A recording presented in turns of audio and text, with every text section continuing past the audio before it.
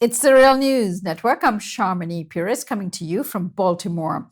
The U.S. State Department has the very responsibility of communicating U.S. foreign policy objectives to the American public. Now, under the Trump administration, briefings by the State Department has been occasional, therefore reneging on that responsibility to keep us informed. But this month, it appears that they have somehow resumed some of these briefings, and these briefings are important to have so that we as journalists have an opportunity to question the policy that they're engaged in. Now, with me to address some of what comes out of these briefings is Lawrence Wilkerson. He's the former chief of staff to the United States Secretary of State Colin Powell under the Bush administration, and now a distinguished adjunct professor at the College of William and Mary, who was very involved in the State Department briefings when he was at the service of Colin Powell.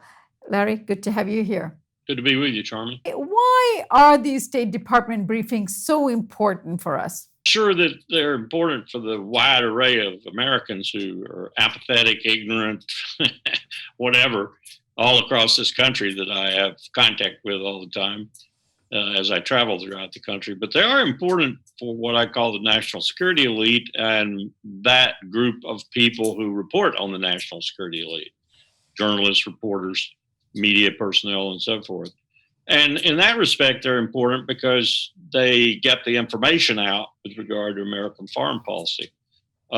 They should be conducted on a routine basis, and they should probably be conducted in conjunction with events, whether it's a Secretary of State traveling to a particular series of foreign countries, or whether it's a policy announcement, or whether it's just a general information briefing with the journalist able.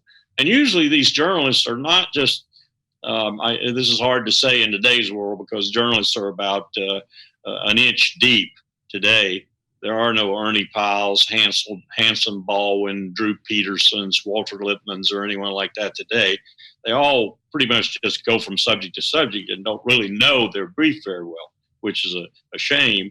But usually the diplomatic reporters, if you will, are cut above some of the others, and they know how to interpret diplomatic talk. They know how to interpret the information coming out of the Assistant Secretary of State for Public Affairs or the official spokesperson or even the Secretary of State or the Deputy Secretary of State.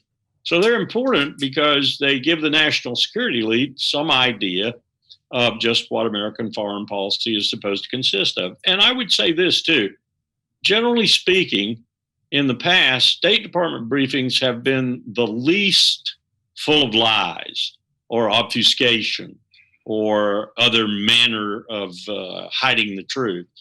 Generally speaking, the diplomatic briefings are fairly accurate in terms of what U.S. foreign policy is.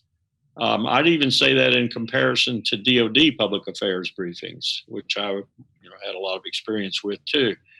Of late, however, I would say the government is of a single mind in that, and this 29 May briefing by Ortegas substantiates this. It's of a mind of delivering either pablum or even from the State Department briefers, either pablum or information that just makes your mind boggle when it's delivered. And this latest briefing was no exception.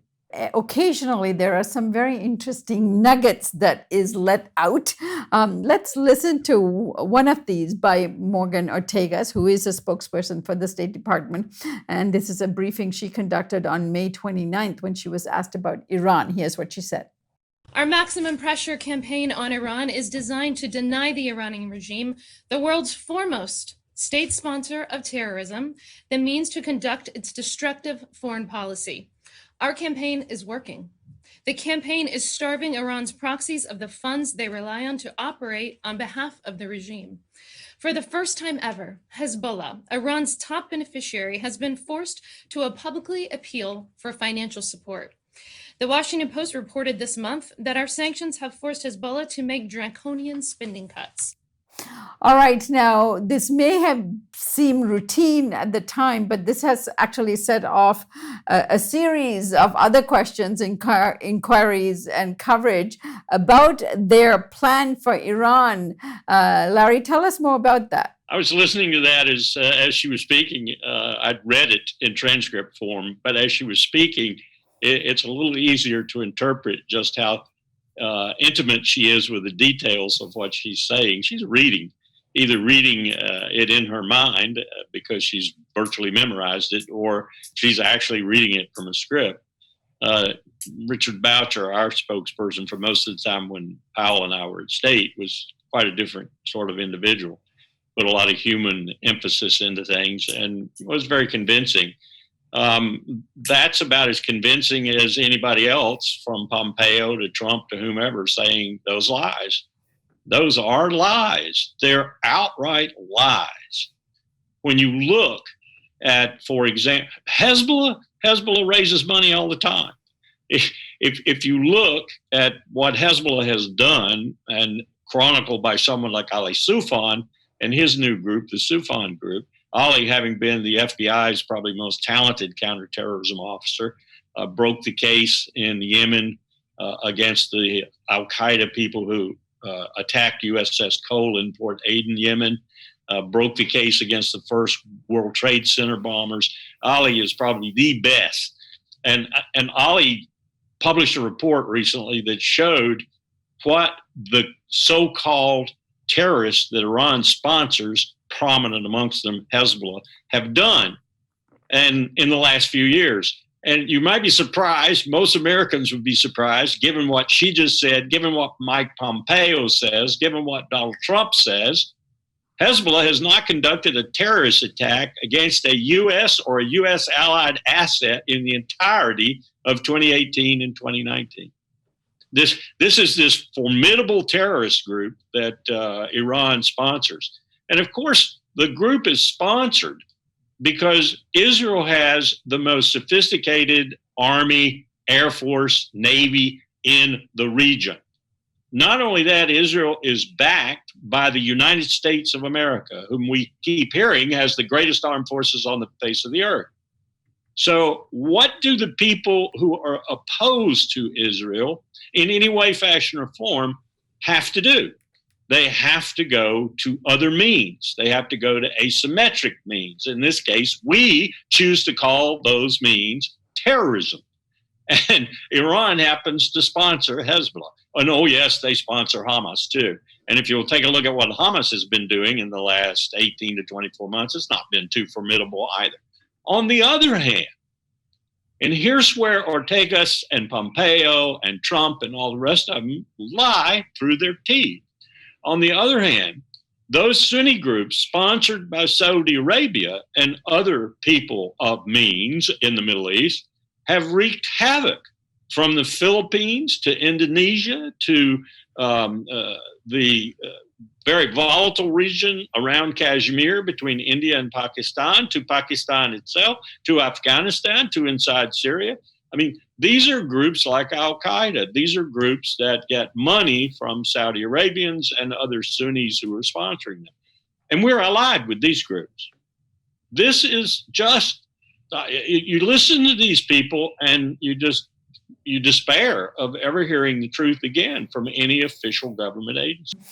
Larry, just recently a story broke at a number of different news outlets about the money that the State Department has been giving this organization called Iran Disinformation Campaign. Tell us about that and how this story broke and what you've learned about it so far. As I understand it, and I think it's pretty firm right now, because State has actually, at least informally, made its apologies and said they're going to correct the situation. Back up just a minute. The law essentially dictates that no tax dollars, no U.S. tax dollars, no appropriated dollars can be used by the State Department, or for that matter, any other public information agency within the U.S. government, to propagandize or to attack the U.S. taxpayer, the American people. That makes sense, I think, that you don't want your government using taxpayer dollars to actually try to influence its own people. That happens through politics and PACs and everything else, but you don't want taxpayer dollars going through the appropriated process, being disseminated to a government agency, and then having that government agency use those taxpayer dollars back on Americans. Well, that's what they were doing. They were using this campaign, and they were funding it from State Department public diplomacy monies, as I understand it. They were using this campaign to attack Americans who supported the Joint Comprehensive Plan of Action, the nuclear agreement with Iran, and to attack those Americans who now and tomorrow too will be against war with Iran. So they've had to apologize, egg all over their face. On top of all of that, it looks like one of the instrumentalities in doing this, in making this happen, was the Foundation for Defense of Israel. The Foundation for Defense of Democracies, FDD. So this is really a nefarious bunch of people, and it is another earmark. It is another flag of the Donald Trump way of doing business. This administration will do anything with anybody's money, with anybody's assets, to achieve the nefarious purposes it is set upon to do. And anyone who thinks that there aren't high crimes and misdemeanors in this presidency already is just, they're smoking some really low-grade stuff. The state actually comes out and apologizes, say they didn't know that this is how the money was being used. How honest is that? I don't doubt that there were people in public diplomacy, in ECA, wherever it was in the State Department that channeled these monies down to these sources. I don't doubt that there weren't people in there who believed that they were handing the money over to legitimate causes. For example, they were handing it over to people who were going to bring a sort of a black campaign or disinformation campaign against Iran or against some other entity aiding Iran, like Hezbollah or whatever.